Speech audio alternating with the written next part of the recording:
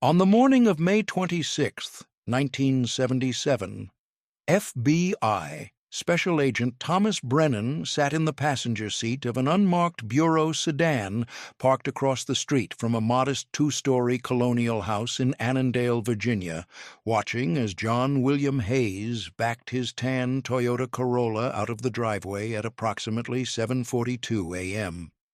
The sky was overcast, with temperatures hovering around 52 degrees Fahrenheit, cool for late May in northern Virginia, with the smell of recent rain still hanging in the air and moisture beading on the sedan's windshield. Brennan, 39 years old, had been with the FBI's Washington field office for 12 years. The last 7 spent working counterintelligence cases targeting Soviet bloc intelligence operations in the United States. The surveillance of John Hayes represented the culmination of an investigation that had begun almost 18 months earlier in the winter of 1975, based on information that would eventually trace back through multiple intelligence agencies across 2 continents. John Hayes was 49 years old that morning. He worked as an electronics technician for a defense contractor called RCA, Government and Commercial Systems, based in Camden, New Jersey, though he performed most of his work at the company's facility in California, Maryland, approximately 30 miles south of Washington, D.C. The facility specialized in communications equipment and radar systems for the U.S. military and intelligence agencies. Hayes held a secret security clearance, granting him access to classified technical specifications and operational information about systems designed to detect Soviet aircraft and missiles. As Brennan watched Hayes drive away that morning, heading toward the Capitol Beltway for his commute to the RCA facility, he knew that inside the Annandale house, Hayes's wife, Katherine, known to everyone as Kay, was likely beginning her own morning routine. Kay Hayes, 47 years old, worked as a personnel specialist at the National Security Agency's headquarters at Fort Meade, Maryland. Her position gave her access to information about NSA employees, organizational structures, and security procedures. She too held a security clearance, though her access was primarily to administrative rather than operational intelligence. The Hayeses appeared to their neighbors and colleagues to be a conventional middle-class couple. They had been married since 1950. 27 years earlier, they owned their home, a 3-bedroom colonial built in the late 1960s, assessed at approximately $68,000. They drove older vehicles, John's tan Corolla and Kay's blue Chevrolet Vega. They attended occasional neighborhood gatherings and maintained their property to standards indistinguishable from surrounding homes. They had no children. Kay volunteered occasionally at a local library. John belonged to a model railroad club that met twice monthly at a community center in Falls Church. By every visible measure, they were unremarkable suburban professionals living standard American lives. What their neighbors and colleagues did not know, what almost no one knew except for a small number of FBI agents and intelligence analysts, was that for at least 3 years, John and Kay Hayes had been providing classified information to the Hauptverwaltung Aufklärung, the Foreign Intelligence Service of the German Democratic Republic, commonly known as East Germany or the GDR, the HVA, which operated under the broader structure of the Ministry for State Security known as the Stasi, was among the most effective intelligence services of the Warsaw Pact, with a particular focus on penetrating Western military and intelligence establishments. The investigation that brought FBI agents to surveil the Hayes residence that May morning had begun not with a dramatic defection or a spectacular intelligence breakthrough, but with routine counterintelligence work. The methodical, often tedious process of analyzing patterns, cross-referencing travel records, monitoring financial transactions, and gradually building profiles of Americans who might be vulnerable to foreign recruitment. In late 1975, NSA security officers conducting a routine review of foreign travel by cleared employees had flagged Kay Hayes's 1974 trip to Austria. The trip itself was not suspicious. Thousands of Americans traveled to Austria each year for tourism. However, the review noted that Kay had traveled with her husband John, who also held a security clearance, and that both had failed to file the required post-travel reports within the specified 30-day window. John had eventually filed his report, but only after a 4-month delay. Kay had never filed one at all until reminded by her supervisor 6 months after her return. This administrative oversight was minor in itself, but it prompted a more detailed review of both John and Kay's backgrounds. That review revealed several additional anomalies that, taken individually, meant little, but when viewed together, suggested a pattern worth investigating. John had made 2 previous trips to Europe, one to Vienna in 1973 and another to West Berlin in 1972. Kay had accompanied him on both trips. Their financial records showed unexplained cash deposits totaling approximately $8,000 between 1973 and 1975. John's work access logs showed he had been reviewing classified documents outside his normal project assignments, requesting technical specifications for systems he had no operational need to examine. None of these indicators constituted evidence of espionage, but they constituted what counterintelligence professionals called a pattern of concern, enough to warrant closer scrutiny. The FBI opened a preliminary investigation in January 1976, assigning 2 agents to conduct background research and develop a fuller picture of John and Kay Hayes's lives, activities, and potential vulnerabilities. Over the following 6 months, agents interviewed former colleagues, former neighbors from previous addresses, and casual acquaintances. They obtained credit reports and banking records. They analyzed telephone toll records. They reviewed John's personnel file at RCA and Kay's file at NSA. The picture that emerged was of a couple who had lived consistently unremarkable lives for more than 2 decades. John had served in the Army, had worked steadily in electronics and radar technology, had moved up through increasingly responsible technical positions. Kay had worked various administrative and personnel positions, eventually landing at NSA in 1970. They lived within their means, paid their bills on time, had no criminal records, no history of substance abuse, no obvious vulnerabilities beyond the unexplained European travel and the suspicious cash deposits. Then, in August 1976, the investigation received what investigators would later describe as a critical break, though it came from an unexpected direction. A West German intelligence officer, during a routine liaison meeting with CIA counterparts in Bonn, mentioned in passing that West German security services had observed an East German HVA officer named Karl Rehfeld making multiple trips to the United States over the previous 3 years.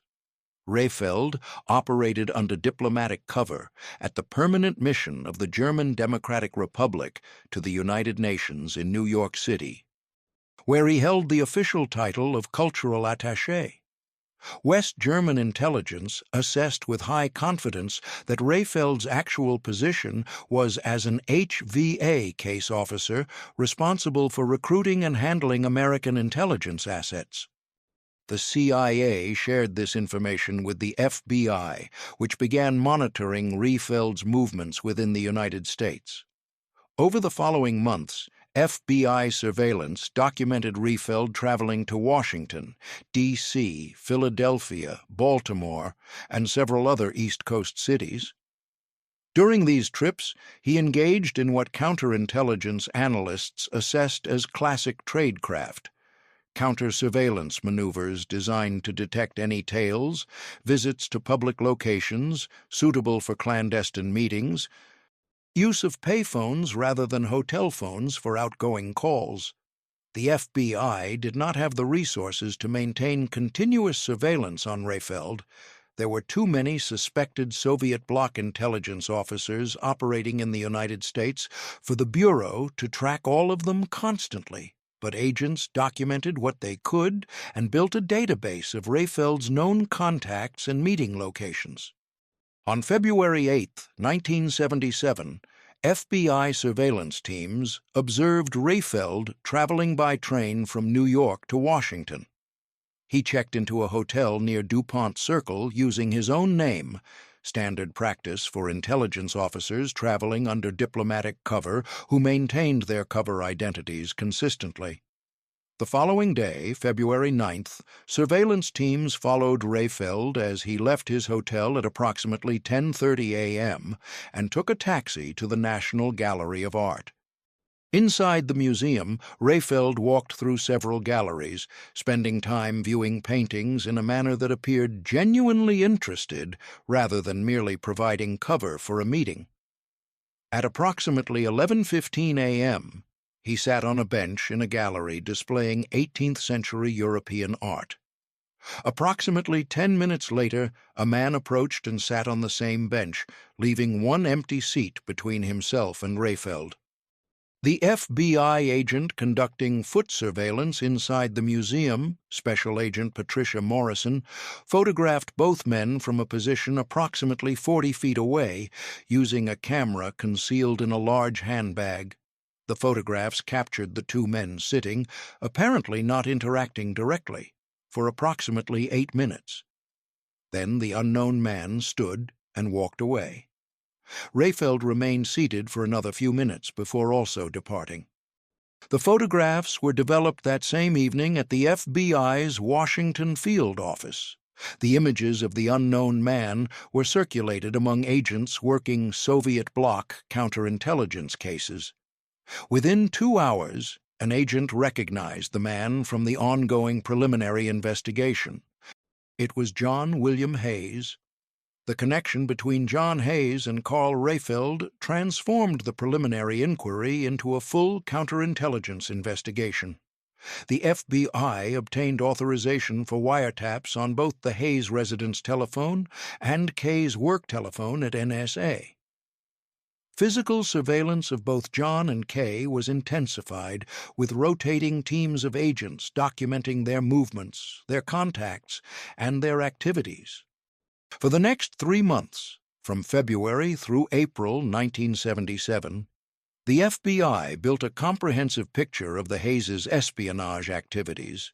The surveillance revealed a pattern of carefully orchestrated meetings, dead drops, and information transfers that demonstrated sophisticated tradecraft consistent with professional intelligence operations. On March 14, 1977, surveillance teams observed Kay Hayes leaving her office at NSA at approximately 4:50 p.m., earlier than her usual departure time. Instead of driving toward her home in Annandale, she drove northeast toward Baltimore, taking Interstate 95 north. She exited onto Maryland Route 2 and pulled into the parking lot of a shopping center in Glen Burnie, Maryland, at approximately 5:40 p.m. Kay parked her blue Chevrolet Vega near a pharmacy at the edge of the lot and sat in the vehicle for approximately 9 minutes, her hands visible on the steering wheel, occasionally glancing at her watch. Then she exited her car and walked to a public telephone booth located near the shopping center's entrance. She made a call that lasted approximately 90 seconds. Agents watching from positions around the parking lot could see her speaking but could not hear the conversation. After completing the call, Kay returned to her car but did not immediately drive away. At approximately 6:08 p.m., another vehicle, a dark blue Ford sedan with New York plates, pulled into the parking lot and parked 3 spaces away from Kay's Vega. A man exited the Ford, his movements unhurried and casual. He was approximately 45 years old, with dark hair graying at the temples and wire-rimmed glasses that caught the late afternoon light. He wore a business suit despite the casual setting. He walked to Kay's vehicle, opened the passenger door without hesitation, and sat in the passenger seat. FBI agents positioned in multiple locations around the parking lot photographed the encounter using telephoto lenses. Through their viewfinders, they observed Kay and the man conversing for approximately 14 minutes. Kay's body language suggested tension. Her shoulders were slightly hunched, her hands gestured occasionally as she spoke. The man appeared calm and attentive, nodding periodically. At approximately 6:22 p.m., Kay reached behind her seat and retrieved a manila envelope, approximately 9 by 12 inches, that appeared to contain papers. She handed this envelope to the man, who opened it briefly, glanced at the contents, then closed it and placed it inside his suit jacket. The conversation continued for another 3 minutes, then the man exited Kay's vehicle, returned to the Ford sedan, and drove away. Kay remained in her car for approximately 6 minutes, her hands gripping the steering wheel, staring straight ahead through the windshield. Then she started her engine and drove back toward Annandale, arriving home at approximately 7:35 p.m. The FBI immediately began working to identify the man in the Ford sedan. Agents had captured the vehicle's license plate clearly in their surveillance photographs. The registration traced to a car rental agency at Washington's National Airport. The agency's records showed the vehicle had been rented on February 12th by a man identifying himself as Peter Schmidt, using what appeared to be a West German passport for identification and paying the rental fee in cash. The address provided on the rental agreement was a hotel in New York City. FBI agents in New York verified that a man using the name Peter Schmidt had checked into the specified hotel on February 11th and had checked out on March 15th, the day after the meeting with Kay Hayes. Hotel staff were shown photographs from the Glen Burnie surveillance and confirmed that the man who had checked in as Peter Schmidt matched the man in the photographs. The hotel's internal records showed Schmidt had made no outgoing telephone calls from his room and had paid for his stay in cash. The FBI coordinated with the CIA and with West German intelligence services to attempt to identify Peter Schmidt. West German authorities examined the passport number provided to the car rental agency and confirmed within 48 hours that while the passport appeared genuine, the number did not exist in West German government databases. It was a sophisticated forgery. Photograph comparison analysis conducted by CIA technical specialists eventually produced a tentative identification. The man who met with Kay Hayes in Glen Burnie was believed to be Horst Boehm, a 44-year-old HVA officer known to operate under various false identities in Western Europe and North America. Boehm's operational file, compiled through liaison reporting from West German and British intelligence services, indicated he specialized in running agents with access to technical and administrative information, precisely Kay's profile. The FBI now had direct evidence of what appeared to be an active intelligence operation. Kay Hayes, an NSA employee with a security clearance, meeting clandestinely with a suspected East German intelligence officer and providing him with documents. However, the investigation's objective was not merely to document Kay's activities, but to determine the full scope of the operation, including John's role and whether there might be other participants. The decision was made to continue surveillance rather than move immediately to arrests. Over the following 6 weeks, from mid-March through early May 1977, FBI teams maintained intensive coverage of both John and Kay, documenting their daily routines, their contacts, and watching for additional meetings with suspected HVA officers. On April 19, 1977, John Hayes called in sick to the RCA facility, reporting at approximately 8:20 a.m. that he was feeling ill and would not be coming to work. This was unusual. Employment records showed John had taken only 3 sick days in the previous 2 years, establishing a pattern of regular attendance. Kay had already left for work at her normal time, departing the Annandale residence at approximately 7. 15. AMFBI agents maintaining surveillance of the Hayes home observed John leave the house at approximately 10:45 a.m. carrying his brown leather briefcase. He was dressed casually, khaki pants and a blue cardigan over a white shirt, rather than in his typical work attire. He drove south on Interstate 95, passing through Washington and continuing into southern Maryland. FBI surveillance vehicles followed at varying distances, rotating positions every few miles to avoid detection.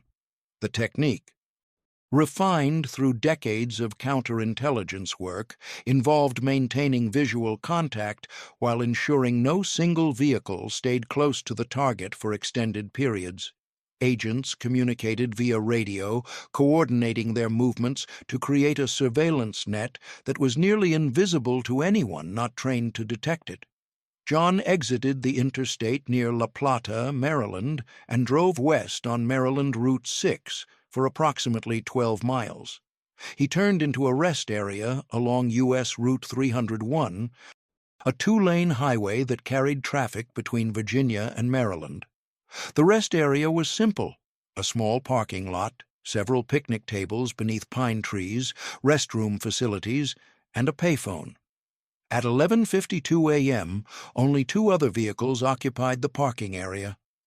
John parked his Corolla at the far end of the lot, away from the other vehicles. He exited carrying his briefcase and walked to the picnic area, where weathered wooden tables sat on concrete pads. He chose a table partially shaded by overhanging pine branches and sat facing the parking lot, placing his briefcase on the table in front of him. FBI surveillance teams established positions at multiple points around the rest area. 2 agents remained in vehicles positioned to photograph anyone approaching. One agent, posing as a motorist stretching his legs, positioned himself near the restroom facilities with a clear line of sight to the picnic tables. At approximately 12:03 p.m., another vehicle entered the rest area, a beige Chevrolet Malibu with New York license plates. The vehicle pulled into a parking space near the rest area entrance, approximately 50 yards from where John sat. A man exited the Malibu and walked toward the picnic area with the unhurried gait of someone stopping for a rest during a long drive. The man appeared to be in his late 50s or early 60s, with gray hair trimmed short and a weathered face that suggested years of outdoor work, or perhaps military service. He wore casual clothing, khaki pants similar to John's, and a blue windbreaker zipped halfway up. He carried a canvas bag over his shoulder. FBI agents photographed him from multiple angles as he approached the picnic table where John Hayes sat. The 2 men did not shake hands or embrace. They did not, to any observer, appear to know each other. The man simply sat across from John at the same table, setting his canvas bag on the bench beside him. For approximately 3 minutes, the 2 men sat without apparent interaction. The man appeared to be resting, looking around the rest area with the idle curiosity of a traveler. John appeared to be examining some papers he had removed from his briefcase. To any casual observer, they would have appeared to be 2 strangers who happened to be using the same public facility. Then, in a movement so casual it would have been easy to miss, John slid several items across the table, what appeared to be documents or folders, perhaps half an inch thick in total. The man glanced at these items briefly, then placed them in his canvas bag in a single smooth motion. The exchange had taken perhaps 3 seconds. The two men remained at the table for another 15 minutes, during which they appeared to engage in conversation. Agents watching from surveillance positions could see their lips moving, but could not hear the words. John appeared animated, occasionally gesturing as he spoke. The man listened attentively, nodding periodically, occasionally asking what appeared to be questions. At approximately 12:21 p.m., the conversation concluded. The two men stood, still without shaking hands or any physical contact, and each walked back toward his respective vehicle. John drove back toward Interstate 95, eventually returning to his Annandale home, where he arrived at approximately 2:10 p.m. The man in the beige Chevrolet drove north on Route 301, eventually reaching Interstate 95 and heading north toward Baltimore. FBI surveillance teams attempted to follow the man in the Malibu, but lost him in traffic near Baltimore's Inner Harbor, where the vehicle was eventually located in a long-term parking garage. The Malibu's license plate traced to a rental agency at Newark International Airport in New Jersey. Rental records showed the vehicle had been rented on April 17th by a man using a Canadian passport in the name Robert MacDonald, with a Toronto address. The renter had paid cash and had not yet returned the vehicle. FBI coordination with Canadian authorities confirmed within 72 hours that the passport used at the rental agency was fraudulent, a high-quality forgery, but not a genuine Canadian government document. Photographs of the man who had met with John Hayes were sent to the CIA and to West German intelligence services for potential identification. Within a week, a tentative match was made. The man was believed to be Karl Rehfeld himself, the same HVA officer who had met with John at the National Gallery of Art in February. The identification was not certain. The man at the rest area appeared older, and his appearance had changed somewhat. But photographic analysis suggested a strong probability it was the same individual.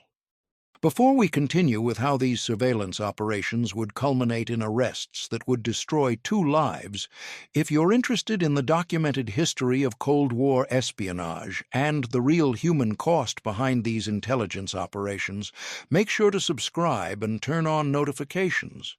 We bring you these carefully researched cases every week, uncovering the forgotten stories of unremarkable people caught in extraordinary circumstances. Now, let's examine how the FBI prepared to close the net on John and Kay Hayes.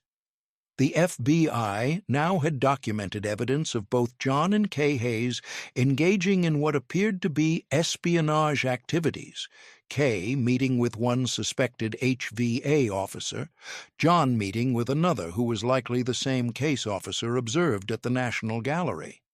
Both meetings had involved apparent transfers of documents. The financial anomalies in the Hayes' records suggested they were being compensated for providing information. Between late April and mid-May 1977, FBI agents maintained continuous surveillance, documenting several additional instances of suspicious behavior. On April 27th, Kay made another unexplained trip to the Glen Burnie area, though no meeting was observed. On May 3rd, John accessed classified documents at the RCA facility that were outside his normal work assignments, technical specifications for a radar system designed to detect low-flying aircraft and cruise missiles. The decision was made in mid-May to move toward arrests.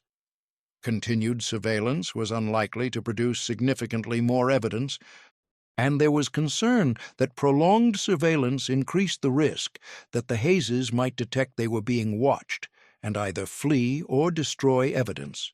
Federal prosecutors reviewed the evidence compiled over the previous 15 months and concluded they had sufficient basis for arrests and searches. On May 23, 1977, FBI agents finalized arrest plans for John and Kay Hayes. The arrests were scheduled for May 26th, a Thursday, to be conducted early in the morning before either spouse left for work. This timing was chosen to maximize the likelihood that both would be home and to minimize any opportunity for one to warn the other if arrests occurred sequentially. During the final 2 days before the arrests, FBI agents prepared detailed search warrants for the Hayes residence and for John's work area at the RCA facility and Kay's work area at NSA. Federal prosecutors drafted criminal complaints charging both John and Kay with conspiracy to commit espionage, with unauthorized communication of national defense information to a foreign government, and with conspiracy to defraud the United States. The morning of May 26, 1977, was warm and humid, typical for late May in the Washington area, with temperatures already reaching the mid-70s by 7 a.m. FBI agents, supplemented by personnel from the U.S. Marshals Service, assembled at staging locations near the Hayes residence beginning at approximately 6 a.m.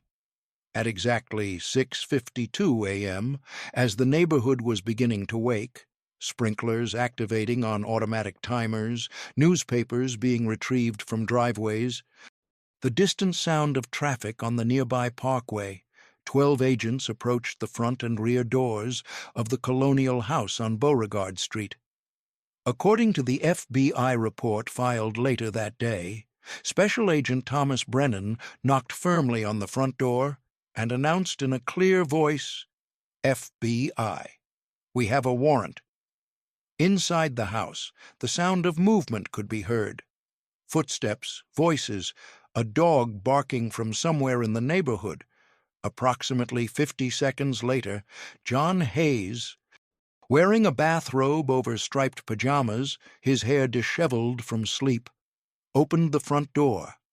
Brennan presented the arrest warrant, a legal document several pages long bearing the seal of the United States District Court, and informed John in formal language required by law that he was under arrest for espionage against the United States.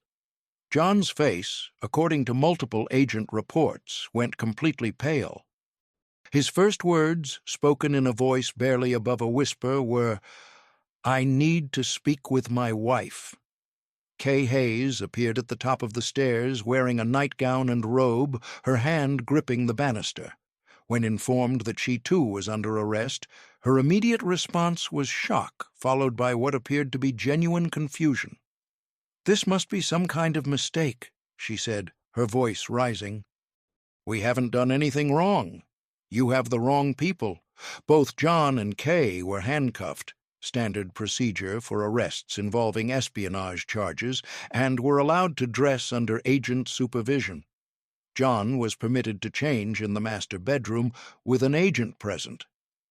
Kay was permitted to change in the bathroom with a female agent present. Both were advised of their rights under Miranda versus Arizona: the right to remain silent, the right to an attorney, the warning that anything they said could be used against them in court. Kay immediately requested to call an attorney. She was informed she would have that opportunity after being transported to FBI custody. The search of the Hayes residence, conducted by FBI agents specifically trained in counterintelligence evidence collection, began at approximately 7:45 a.m. and continued until early evening. Neighbors, awakened by the unusual activity, gathered on their lawns and watched as agents entered and exited the house carrying boxes and bags. One neighbor later told a Washington Post reporter that she had seen Kay being led to an FBI vehicle in handcuffs and had initially assumed there must be some terrible mistake. Kay had always seemed like such a nice, normal person. Agents systematically examined every room, every drawer, every closet, every storage space in the 3-bedroom home. They photographed the interior. They documented the location where each piece of evidence was found. They maintained detailed chain of custody logs to ensure nothing could be challenged in court. The search produced findings that would become central to the government's case. In a locked filing cabinet in John's home office, a converted 3rd bedroom containing a desk, bookshelves, and John's model railroad materials, agents found approximately 47 pages of classified documents related to radar systems that John had access to through his work at RCA. These documents bore classification markings ranging from confidential to secret. Some appeared to be photocopies of original classified materials made on a copy machine with distinctive roller marks that would later be matched to a machine at the RCA facility. Others appeared to be handwritten notes transcribing information from classified sources written in John's distinctive block printing. In the same filing cabinet, agents found a small spiral-bound notebook, the kind sold in any drugstore, containing what appeared to be meeting notes written in John's handwriting. The notebook contained approximately 30 pages of entries spanning from late 1974 through April 1977. The notes included dates, locations described only by abbreviations, NGA, SCP, RT301, and brief phrases, package delivered March 14th, next contact April 19th, confirmation received, amount as discussed. The dates in the notebook corresponded to periods when John had traveled to various locations around the Washington area. Cross-referencing these dates with the FBI's surveillance logs revealed that several matched dates when surveillance had been initiated but had not yet been intensive enough to document meetings. In Kay's personal desk in the couple's bedroom, a small cherry wood desk positioned near a window overlooking the backyard, agents found documents that had originated from NSA. These were primarily personnel-related materials, organizational charts showing the structure of various NSA departments, lists of employee names with position titles and clearance levels, internal telephone directories that were marked for official use only, and several memoranda discussing security procedures for handling classified materials. While these materials were not classified in the traditional sense of containing intelligence information, their unauthorized removal from NSA facilities and potential provision to a foreign intelligence service constituted serious security violations. Each document was marked with warnings about authorized distribution and proper handling. In the basement of the home, inside a cardboard box labeled Christmas decorations in Kay's handwriting and containing actual Christmas ornaments as well, agents found approximately $14,300 in cash. The money was primarily in $100 bills, wrapped in rubber bands, and stored in 4 manila envelopes tucked beneath strings of lights and glass ornaments. Neither John nor Kay would later provide a satisfactory explanation for this cash when questioned by FBI interrogators. Perhaps most significantly, agents found a Minox camera, a small, high-precision camera approximately 4 inches long, frequently used by intelligence operatives to photograph documents because of its excellent optical quality and compact size, hidden inside a hollowed-out book on a shelf in the basement. The book was a hardcover copy of a technical manual on radio engineering. The interior pages had been carefully cut away to create a space approximately 5 inches by 3 inches, just large enough to conceal the camera and several rolls of unexposed film. The Minox was loaded with a partially exposed roll of film. This film was carefully removed by FBI technical specialists and was developed under controlled conditions. The developed film contained 37 photographs of classified documents related to radar systems and communications equipment. The image quality was excellent. Text was clearly readable. Diagrams were sharp and detailed. The documents photographed included technical specifications, system performance parameters, and operational deployment information. John and Kay were transported separately to the FBI's Washington field office for interrogation. They were placed in different interview rooms, small, windowless rooms furnished with a metal table and several chairs, and were not allowed to communicate with each other. Both initially exercised their right to remain silent and requested attorneys. Over the following 4 days, as both remained in federal custody, unable to post the $250,000 bail set by a magistrate judge, both John and Kay were repeatedly offered the opportunity to cooperate with investigators. Federal prosecutors made clear that cooperation could potentially result in reduced charges or more favorable sentencing recommendations, while refusal to cooperate would likely result in prosecution on the full range of espionage charges, which carried potential sentences of life imprisonment. On May 30th, 1977, Kay Hayes requested to speak with FBI agents without her attorney present. Her attorney, a federal public defender named Margaret Chen, who had been appointed to represent her, advised against this course of action, but Kay insisted she wanted to talk. The attorney remained present during the interrogation as an observer, but did not actively participate.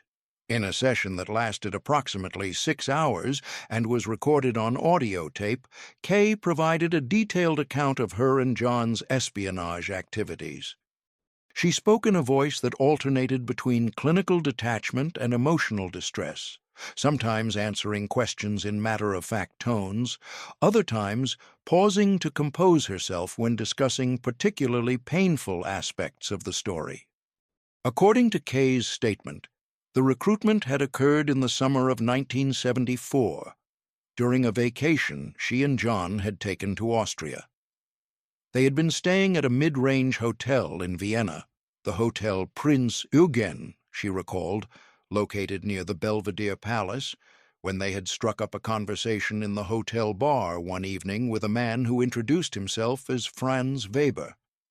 Weber had claimed to be a businessman from West Germany, something to do with importing industrial machinery. Though Kay admitted in retrospect he had been vague about specifics, Weber had been friendly and engaging, speaking excellent English with only a slight accent. He had been interested in John's work when it came up in conversation. John had mentioned, casually and without thinking it was significant, that he worked on radar systems for the U.S. military. Weber had asked questions about these systems, framed as the intellectual curiosity of someone interested in technology rather than as intelligence collection. How do modern radar systems detect targets?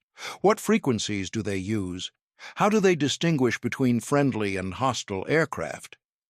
John had provided general answers, Kay stated, not disclosing classified information, but discussing the nature of his work in broad, unclassified terms.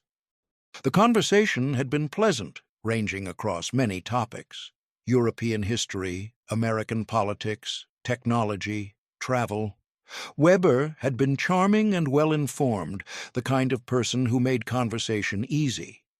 Over several evenings during the Hayes' 10-day stay in Vienna, they had met with Weber for drinks and conversation. He had bought them dinner once at a restaurant overlooking the Danube. He had seemed genuinely interested in them as people, not just as sources of information. Or at least, that was how it had felt at the time. Near the end of their stay, Weber had suggested meeting one more time, and during this final meeting, Kay remembered it was at an outdoor cafe in the late afternoon. With the summer sun slanting across the cobblestone street, he had made what she later understood to be a recruitment pitch, though at the time it had seemed more like an abstract philosophical discussion. Weber had talked about the Cold War, about how misunderstandings between East and West could lead to catastrophic miscalculations, about how better information on both sides could actually reduce tensions and prevent war. He had suggested, carefully and indirectly, that there were people who would be very interested in information about American military technology, and that such information could be valuable both financially and politically. Kay stated that both she and John had been shocked by this suggestion, They had understood immediately what was being proposed, not cooperation with friendly allies, but espionage, providing classified information to a communist country. They had refused, had said they couldn't do something like that, had tried to laugh it off as a misunderstanding. But Weber, who was almost certainly not actually a West German businessman, but rather an HVA officer operating undercover, had been persistent without being pushy. He had not pressured them or threatened them. He had simply said that if they ever reconsidered, if they ever wanted to discuss the matter further, they could reach him through a mail drop address in Vienna. He had written this address on a slip of paper and had given it to John. Kay stated that she and John had discussed the proposal extensively after returning to the United States in August 1974. The initial discussion had been clear. They had agreed it was out of the question, that they could never do something like that. But the discussions had continued, periodically over the following months. They had rationalized it in various ways, Kay stated, her voice becoming quieter as she described this process. The information wasn't that important, just technical specifications that the Soviets could probably figure out anyway through their own engineering. It would help prevent war by reducing misunderstandings. If the Soviets knew what American systems could and couldn't do, they wouldn't miscalculate or act rashly out of fear or ignorance. They could use the money for their future. They weren't getting any younger, and their savings were limited. Everyone did it to some degree. Governments shared information all the time. This was just individuals doing the same thing. The U.S. government classified too much anyway.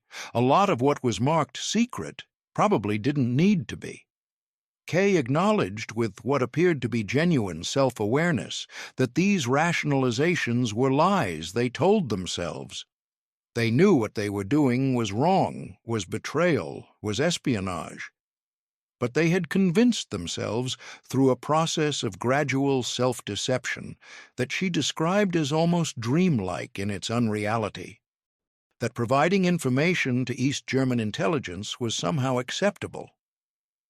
Several months after their return from Vienna, Kay believed it was in late 1974 or possibly January 1975, John had written a letter to the mail drop address Weber had provided.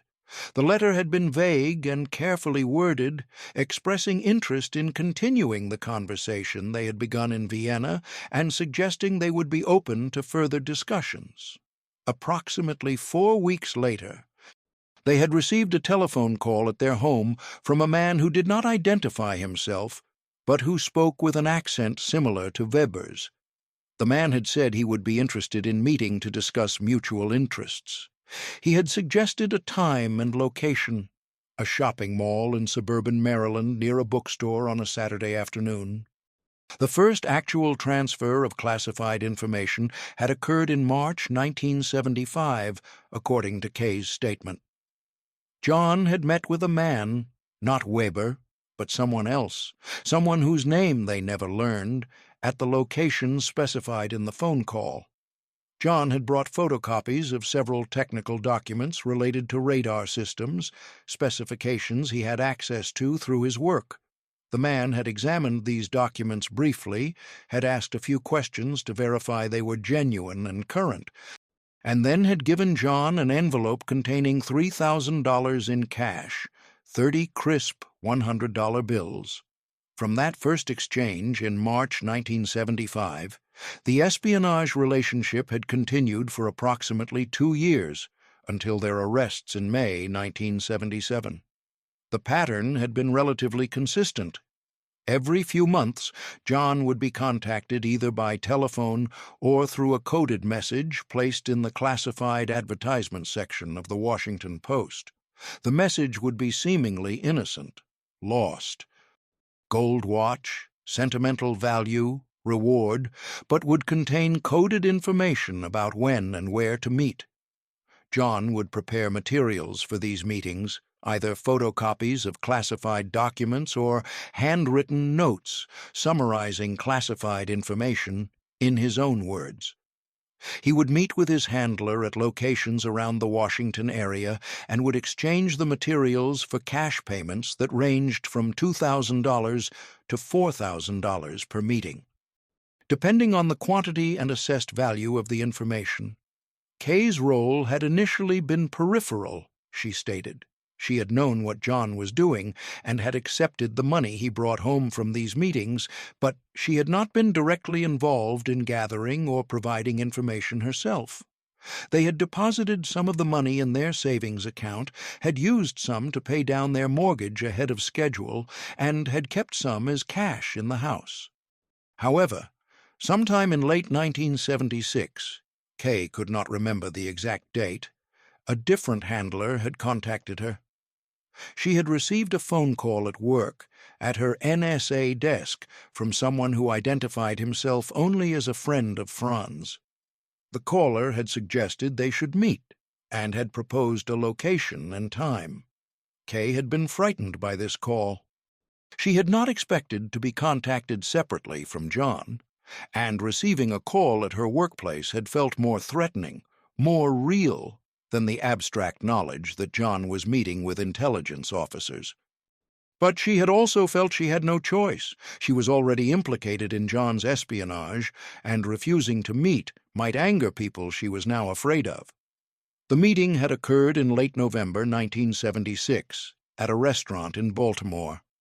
The man who met her, she never learned his real name, though he called himself Peter, had been professional and polite.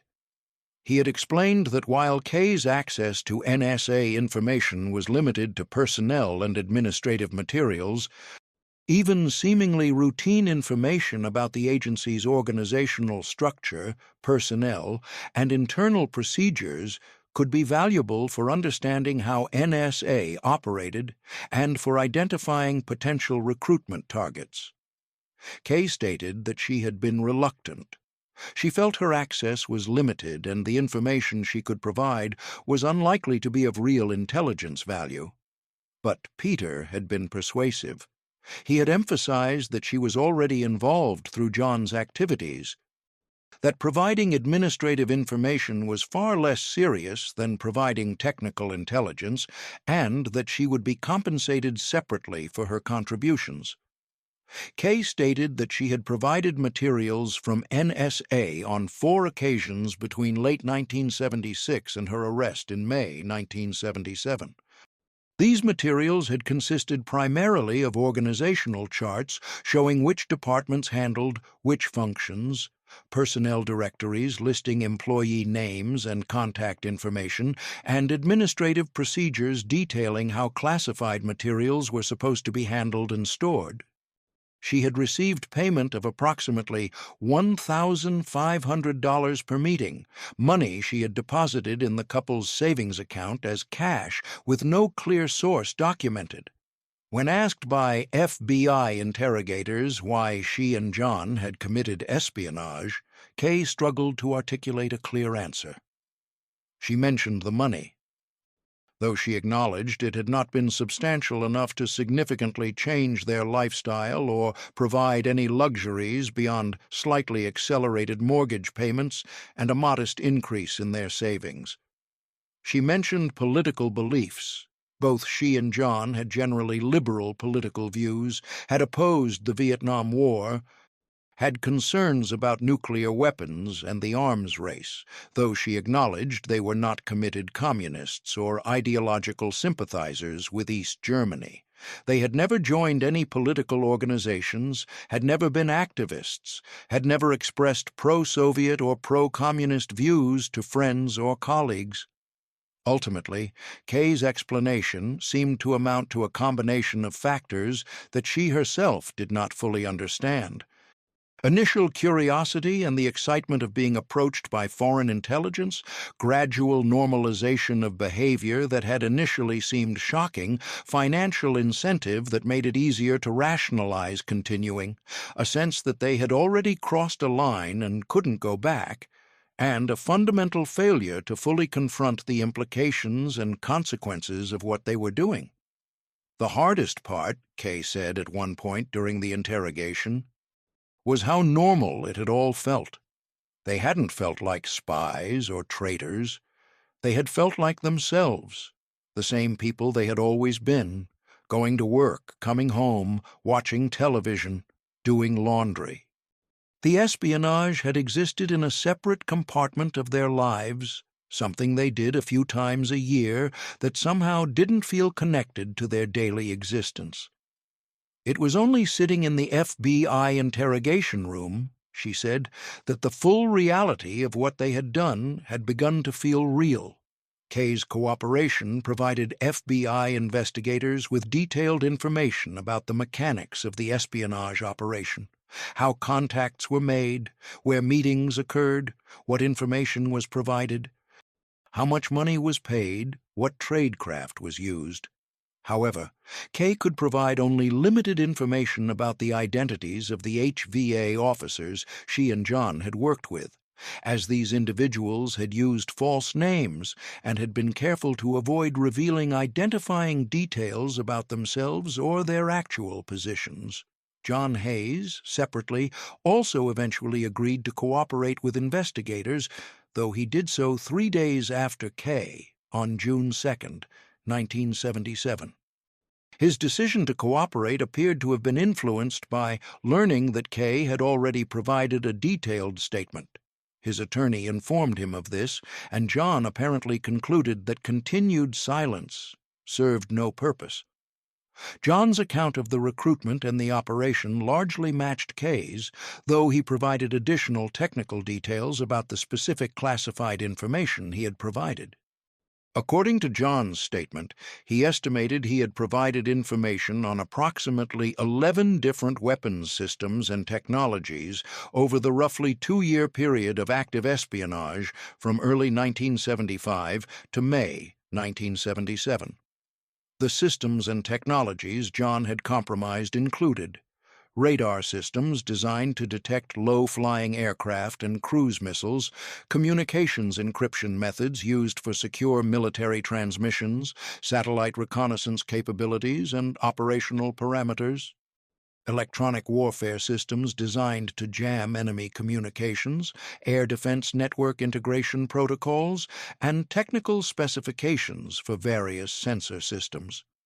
FBI technical experts who reviewed the materials found during the search of the Hayes residence, combined with John's descriptions of what he had provided at meetings that occurred before intensive surveillance began, conducted a comprehensive damage assessment.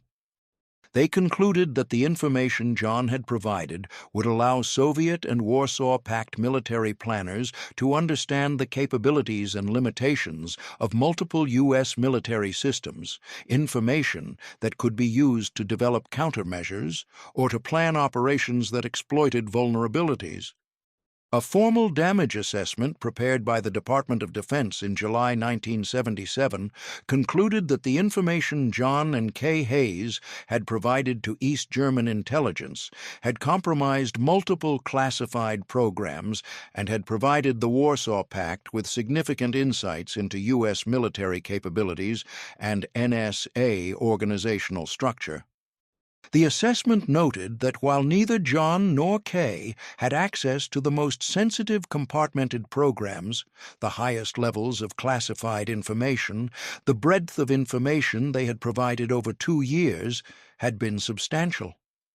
The financial cost of the compromised programs, calculated in terms of research and development investment that might now need to be redirected or modified to account for the compromise, was estimated at between $12 and $18 million. The strategic cost, in terms of reduced effectiveness of systems that adversaries now understood better and could potentially counter, was considered significant, though difficult to quantify precisely.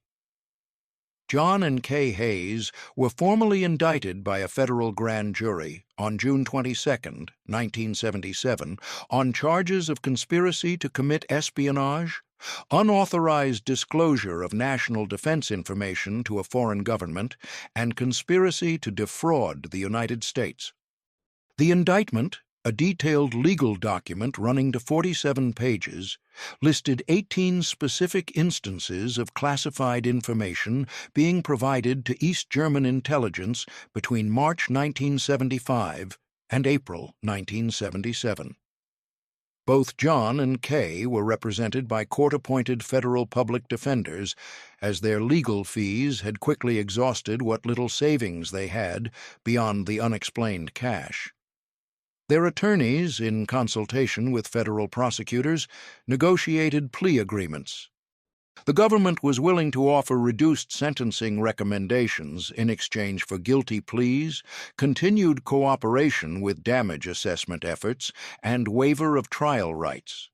In exchange for guilty pleas to the conspiracy to commit espionage charge and to the unauthorized disclosure charge, prosecutors agreed to drop the conspiracy to defraud charge and to recommend sentences at the lower end of applicable federal guidelines rather than seeking maximum penalties. The negotiations over these plea agreements consumed most of July and August 1977. The plea hearing took place on September 7, 1977, before Judge Thomas Flannery of the U.S. District Court for the Eastern District of Virginia. The courtroom was approximately half full with reporters, FBI agents who had worked the case, and a handful of curious observers. Both John and Kay appeared in court wearing civilian clothes rather than prison uniforms, though both had remained in custody since their arrests in May. During the plea colloquy, Judge Flannery questioned both defendants extensively about their understanding of the charges, the consequences of guilty pleas, and whether they were entering these pleas voluntarily. The judge's questions were thorough and specific, designed to ensure that neither defendant could later claim they had not understood what they were pleading guilty to. "Do you understand that you are pleading guilty to conspiracy to commit espionage against the United States?" Judge Flannery asked each defendant separately. Both answered yes. "Do you understand that espionage is among the most serious crimes under federal law, and that the maximum penalty is life imprisonment?" Both answered yes. "Do you understand that by pleading guilty you are waiving your right to a trial by jury, your right to confront witnesses against you, and your right to require the government to prove its case beyond a reasonable doubt?" Both answered yes. "Are you pleading guilty because you are in fact guilty of these crimes?" Both, after a moment's hesitation, answered yes. Judge Flannery accepted the guilty pleas and scheduled sentencing for November 1977, allowing time for the preparation of pre-sentence investigation reports and for the government to complete its final damage assessment. During the months between the guilty plea in September and sentencing in November, both John and Kay remained in federal custody. Kay was held at a women's detention facility in West Virginia, housed in a dormitory-style unit with approximately 20 other women awaiting trial or sentencing. John was held at a federal detention center in Alexandria, Virginia, in a cell block reserved for defendants facing serious federal charges. The pre-sentence investigation reports, prepared by federal probation officers, provided the court with detailed background information about both defendants. The reports confirmed that neither had any previous criminal record. Both had been employed steadily throughout their adult lives. Both had paid their taxes, maintained their property, and lived within their means until the espionage-related cash had begun supplementing their income. The reports also included letters from family members and former colleagues. John's brother, who lived in Ohio and worked as a high school mathematics teacher, wrote that John had always been a good person who had made a terrible mistake.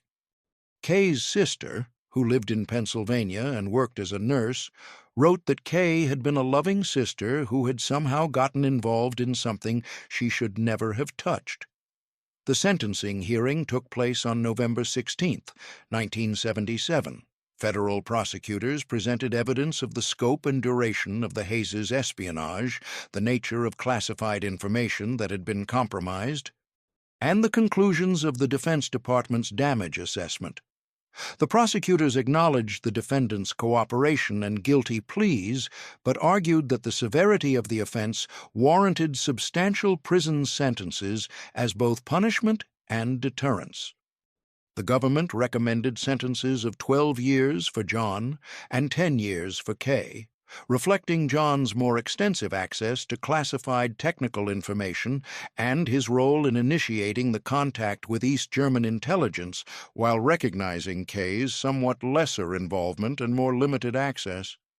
Defense attorneys argued for leniency based on their client's cooperation, their lack of any previous criminal record, their ages — John was 49 and Kay was 47, and their expressed remorse. The attorneys emphasized that the Hayes had not been ideologically committed communists seeking to advance a political cause, but rather typical middle-class Americans who had made terrible decisions for reasons they themselves struggled to explain. The defense requested sentences of no more than 8 years for John and 6 years for Kay, arguing that shorter sentences would be sufficient to satisfy the goals of punishment and deterrence while recognizing the defendant's cooperation and the likelihood they would never reoffend. Judge Flannery, in his sentencing remarks delivered from the bench in a courtroom hushed with anticipation, noted the profound seriousness of espionage as a crime that strikes at the foundation of national security. He observed that John and Kay Hayes had occupied positions of trust, had held security clearances that represented the government's confidence in their loyalty and discretion, and had systematically betrayed that trust over a period of approximately 2 years for financial gain. The judge acknowledged that the Hayes had cooperated with investigators after their arrests and had pleaded guilty, sparing the government the time and expense of a trial. He noted their lack of criminal history and their apparent remorse. However, he also emphasized that espionage could not be treated as a minor offense, regardless of the defendant's cooperation or personal circumstances. Judge Flannery stated that the sentence must reflect several purposes: punishment for serious crimes committed, deterrence of others who might consider similar conduct, and protection of society. He noted that while he had considered the arguments for leniency, he believed the nature of the offense required substantial punishment. On November 16, 1977, John William Hayes was sentenced to 15 years in federal prison. Katherine Louise Hayes was sentenced to 12 years. Both sentences were longer than what prosecutors had recommended, reflecting Judge Flannery's assessment that espionage warranted severe punishment even when defendants cooperated. Under federal sentencing guidelines in effect at the time, both would be eligible for parole after serving approximately 1/3 of their sentences if they maintained good behavior in prison and participated in recommended programs. This meant John could potentially be paroled after 5 years, and Kay after 4 years, though parole was not guaranteed and would depend on the judgment of the parole board. John was initially incarcerated at the Federal Correctional Institution in Lewisburg, Pennsylvania, a medium-security facility that housed approximately 1,200 inmates serving sentences for various federal crimes. Kay was sent to the federal prison camp in Alderson, West Virginia, a minimum security facility for female inmates, the same facility that had once housed organized crime figures' wives and would later house Martha Stewart. They were not permitted to have contact with each other beyond occasional written correspondence that was monitored and reviewed by prison officials to ensure it did not contain coded communications or security threats. John's letters to Kay, reviewed years later by researchers granted access to court records, repeatedly expressed remorse for having involved her in espionage activities and for having destroyed their lives together. Kay's responses acknowledged her own responsibility for her choices, but also expressed anger at the East German intelligence officers who had recruited them and exploited what she came to see as their naivety and vanity. The public reaction to the Hayes case was significant but not overwhelming. Unlike some espionage cases that captured sustained national attention, the Hayes case received moderate media coverage concentrated in the weeks around their arrest and their sentencing. The Washington Post and the New York Times both ran front-page stories about the arrests in May 1977. The sentencing in November received coverage but not front-page placement. The media coverage generally framed the case as another example of the ongoing espionage threat from Soviet bloc intelligence services, emphasizing both the vulnerability of cleared personnel and the sophistication of foreign recruitment operations. Some stories emphasized the conventional nature of the Hayeses, the suburban house, the middle-class lifestyle, the lack of ideological fervor, as evidence that espionage could involve anyone, not just committed ideologues. For the neighbors in Annandale who had lived near the Hayeses, the revelation of their espionage activities was profoundly shocking. Several neighbors, when interviewed by Washington Post reporters after the arrests, expressed disbelief. One neighbor, a retired government worker named Harold Peterson, told reporters, "They seemed like the most typical people you could imagine. They kept their lawn mowed, they said hello when you saw them, they were just regular folks. I never would have imagined anything like this." The Hayes home remained vacant for several months after their arrest, while legal proceedings determined its disposition. Eventually, as part of financial restitution ordered by the court, the property was sold at public auction in early 1978. The proceeds from the sale, minus outstanding mortgage balance and legal fees, were directed to the U.S. Treasury as partial compensation for the costs of investigation and prosecution. At NSA, Kay's arrest triggered an extensive internal security review. Investigators examined what information she had access to, what she had potentially provided to East German intelligence based on her confession and the materials found in the house search, and whether there were other NSA employees who might be vulnerable to similar recruitment. The review, conducted over several months in the summer and fall of 1977, concluded that Kay's access had indeed been primarily limited to personnel and administrative information rather than operational intelligence or cryptological materials. Nevertheless, the case prompted NSA to enhance its personnel security procedures. The agency implemented more frequent security interviews for cleared employees, enhanced training on recognizing recruitment attempts by foreign intelligence services, and stricter reporting requirements for foreign travel by employees with security clearances. The internal security review also resulted in several employees losing their clearances due to unreported foreign contacts or travel, though none were prosecuted for espionage. At RCA, John's arrest similarly triggered a comprehensive security review of the California-Maryland facility.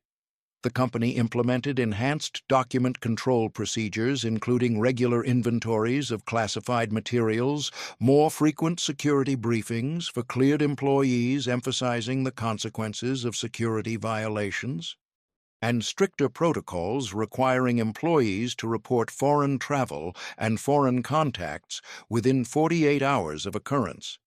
The diplomatic fallout from the Hayes case was relatively muted.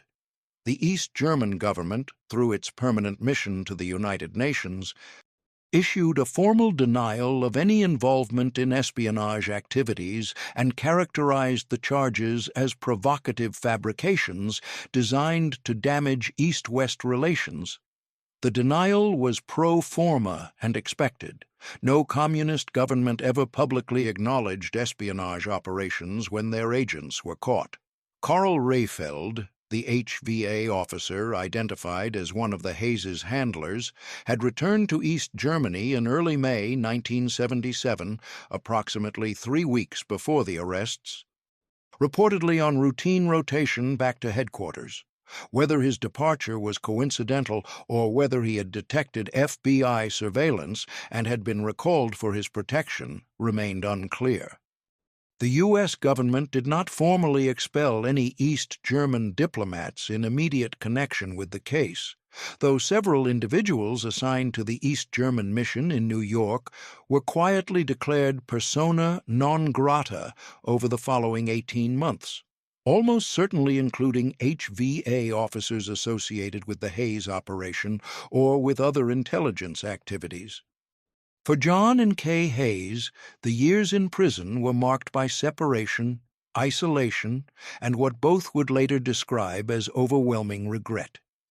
Neither had children, which meant they did not face the particular trauma of explaining their crimes to sons or daughters or dealing with the impact of parental incarceration on child development. However, both had siblings and other family members who were affected by their convictions. John's younger brother, Robert, who lived in Cleveland, Ohio, and worked as a teacher, later told a researcher that the family had been shocked and humiliated by John's arrest and conviction. Holiday gatherings became strained and uncomfortable, with John's espionage becoming a topic that could not be discussed openly, but could not be ignored. Some extended family members stopped attending gatherings altogether rather than face the awkwardness. Robert himself maintained limited contact with John during the imprisonment, visiting perhaps once every 18 months and exchanging occasional letters. Kay's sister, Margaret, who lived in Pittsburgh and worked as a nurse, maintained more regular contact with Kay during her incarceration, visiting 4 or 5 times per year and writing letters monthly. In later interviews conducted by researchers studying the impact of espionage convictions on families, Margaret described feeling perpetually torn between her continued love for her sister and her sense of betrayal and shame at what Kay had done. She struggled to reconcile the sister she had known, responsible, honest, patriotic, with the person who had committed espionage. John served approximately 8 years of his 15-year sentence. He was released on parole in November 1985 at the age of 57. By that time, the Cold War was still ongoing. The Berlin Wall still stood, the Soviet Union still existed, East Germany remained a separate communist state. But the geopolitical situation had begun to shift. Mikhail Gorbachev had become Soviet leader earlier that year and had begun introducing reforms that would eventually lead to the end of the Cold War. John moved to a small apartment in Alexandria, Virginia, and found work doing technical writing and editing for a small electronics company, work that did not require a security clearance and provided a basic wage. The company's owner, aware of John's conviction but impressed by his technical knowledge, had been willing to take a chance on hiring him. John lived alone, as Kay was still in prison, and their marriage had been effectively destroyed by their years of separation and by the fundamental betrayal inherent in their espionage. Kay served approximately 7 years of her 12-year sentence. She was released on parole in June 1984 at the age of 54. Like John, she returned to the Washington area, though she and John did not resume their relationship. They spoke occasionally by telephone, brief conversations that were polite but distant, and they met for coffee perhaps 3 or 4 times over the following years, meetings that were awkward and painful for both.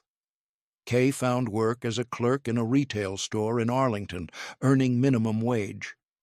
The store manager who hired her knew about her conviction.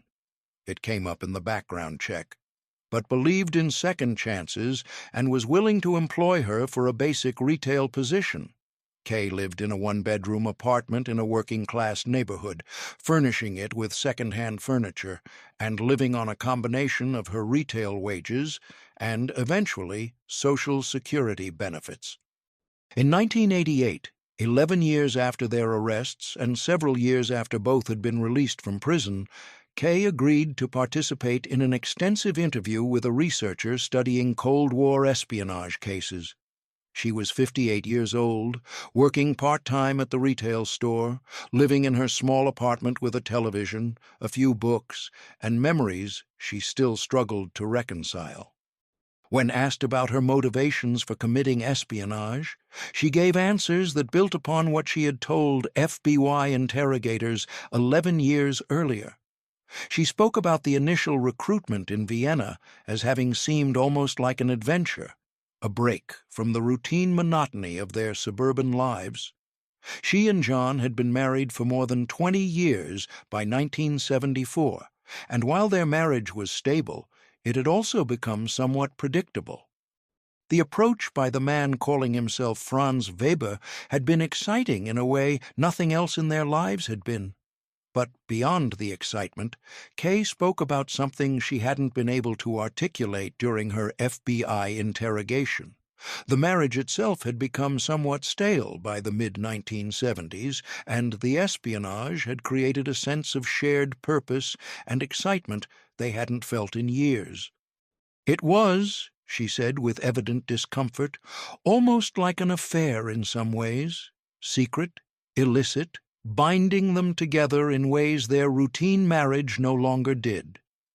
She described the gradual process by which providing classified information had become normalized. The first meeting, the first exchange of documents for money, had felt momentous and frightening. But when nothing bad happened, when they weren't immediately caught, when life continued normally, the second meeting had felt less frightening, and the third had felt even more routine. Each successful exchange had made the next one seem less risky and less wrong, until espionage had become simply another thing they did occasionally, like going to the grocery store or visiting relatives. The money had been important, Kay acknowledged. Not because it was life-changing, but because it provided a sense of financial security and the ability to reduce their mortgage debt more quickly than their regular income allowed. But beyond the money, Kay spoke about something more psychological, a desire to feel important, to be valued, to be part of something secret and significant. She and John had both held security clearances and had worked on classified programs, but within their organizations they were mid-level employees doing competent but unremarkable work. The HVA officers who handled them had been skilled at making them feel appreciated and respected in ways their regular jobs did not. The handlers had praised the information they provided, had emphasized how valuable it was, had made them feel like they were important contributors to something significant. That psychological reinforcement, Kay suggested, had been more powerful than the money.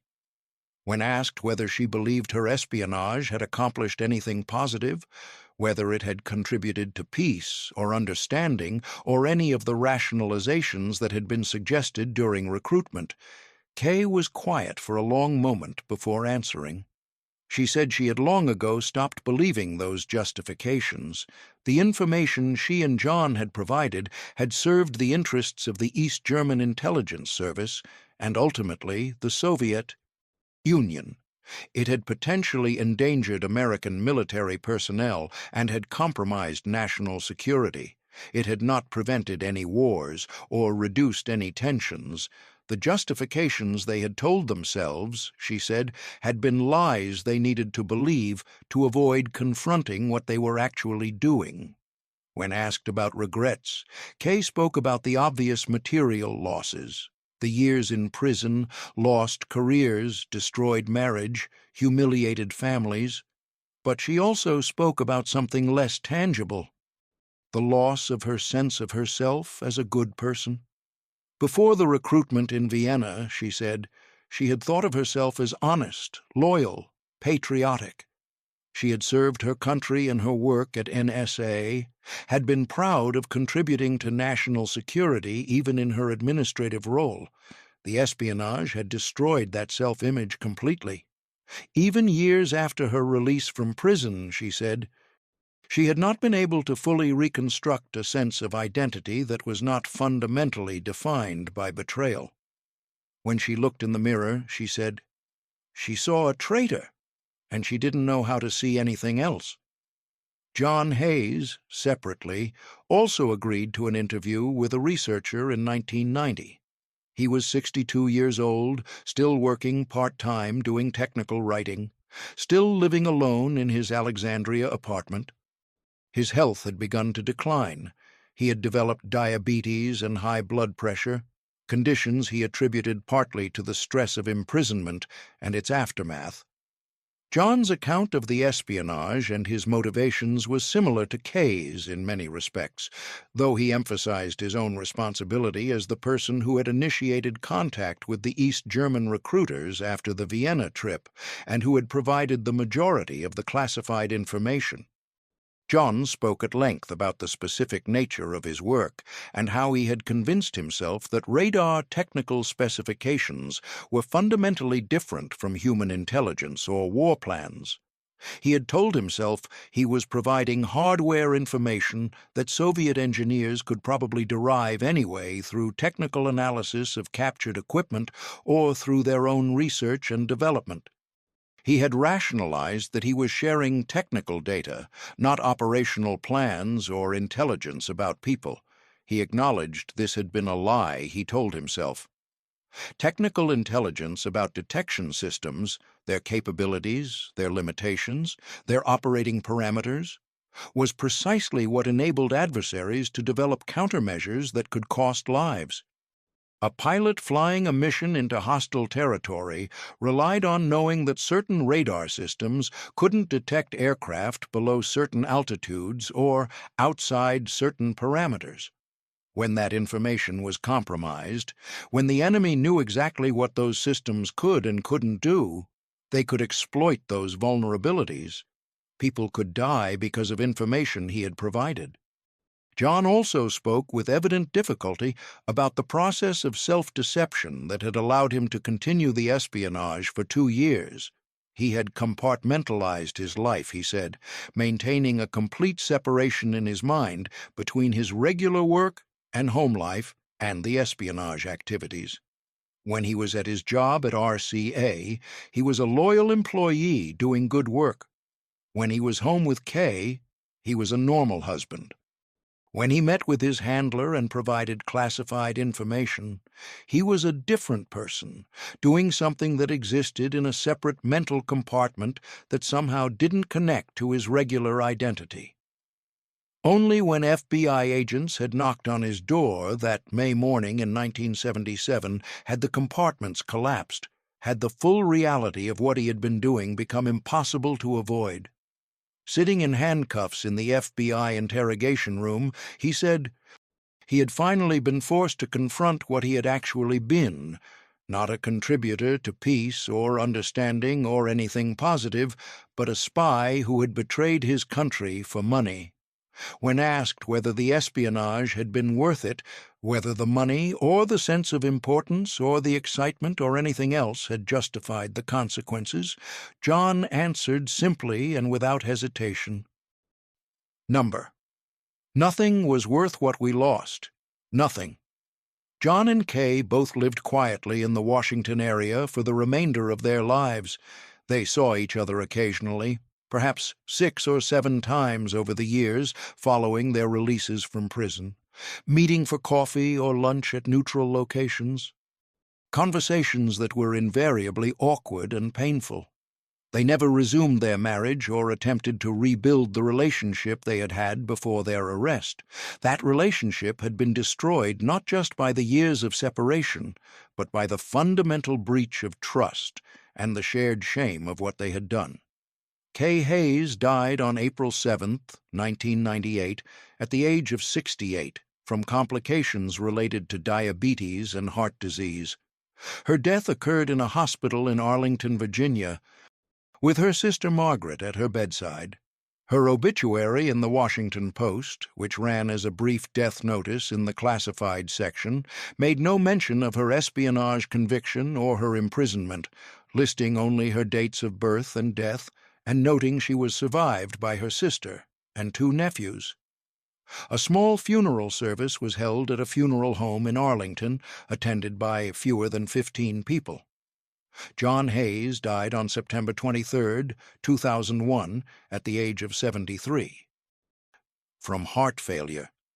His death occurred in a nursing facility in Alexandria, where he had been living for the final 6 months of his life as his health deteriorated.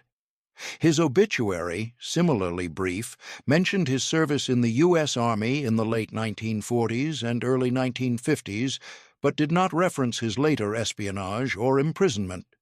He was survived by his brother Robert and several nieces and nephews.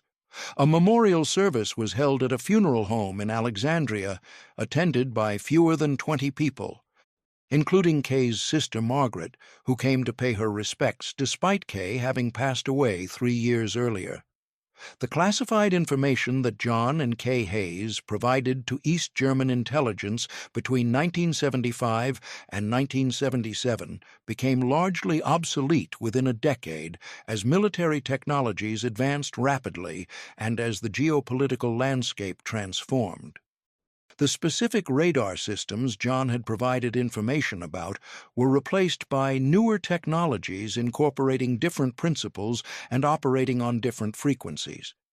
The organizational charts and personnel information Kay had provided became outdated as NSA restructured and as personnel retired or moved to different positions. The Defense Department's 1977 damage assessment had concluded that the Hayes' espionage had compromised U.S. national security and had provided the Warsaw Pact with valuable intelligence about American military capabilities. By the early 1990s, however, after the Berlin Wall had fallen, after the Warsaw Pact had dissolved, after the Soviet Union itself had ceased to exist, the specific systems the Hayes had compromised had been superseded, and the strategic landscape had been utterly transformed.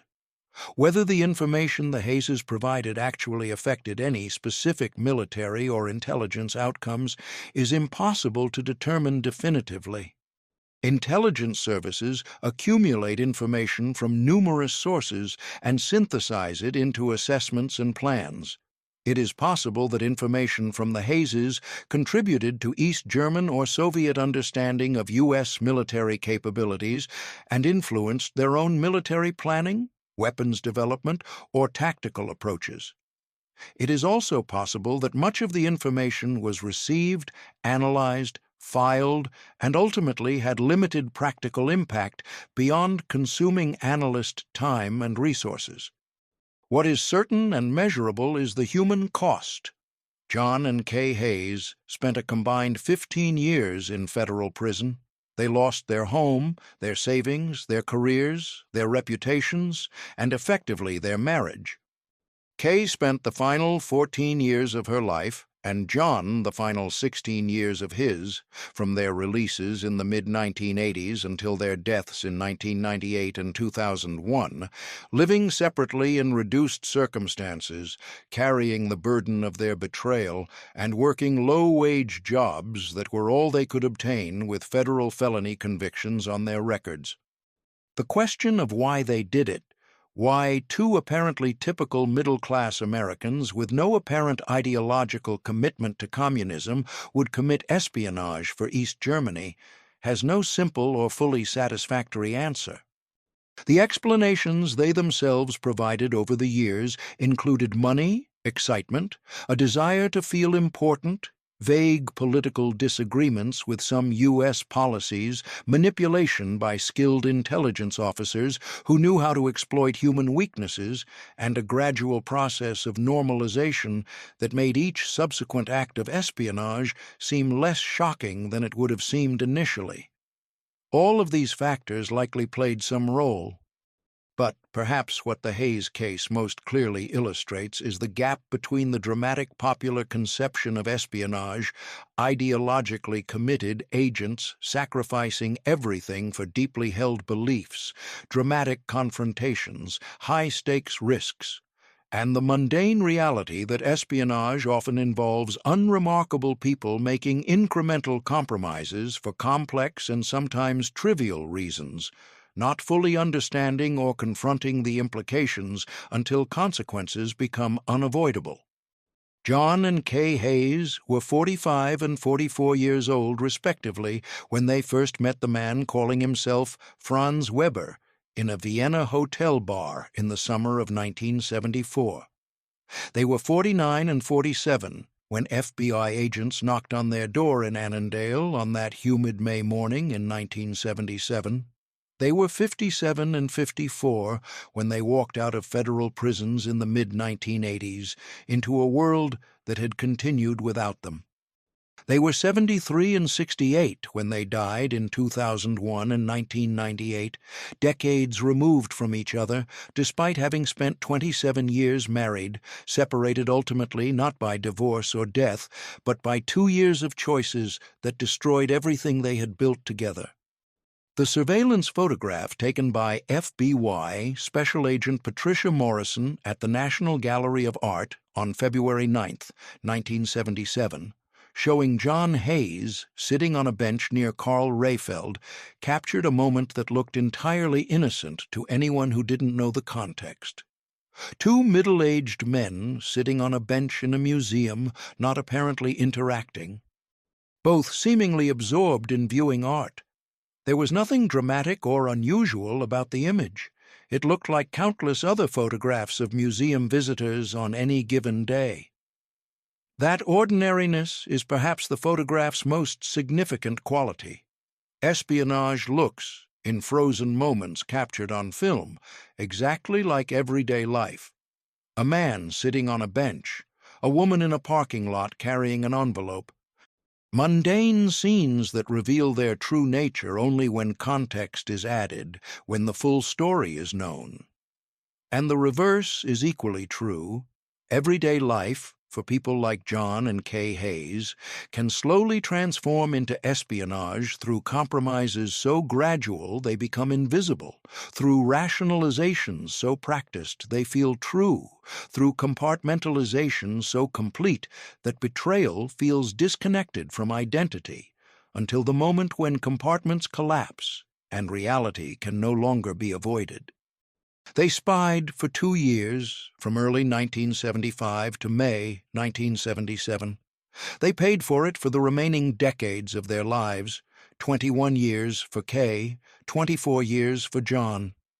And neither ever found a way to explain, even to themselves, how the distance between routine suburban life and espionage had been so easy to cross and so impossible to recross, how they had become people they had never imagined becoming, how they had destroyed everything for gains that seemed, in retrospect, absurdly small and utterly meaningless.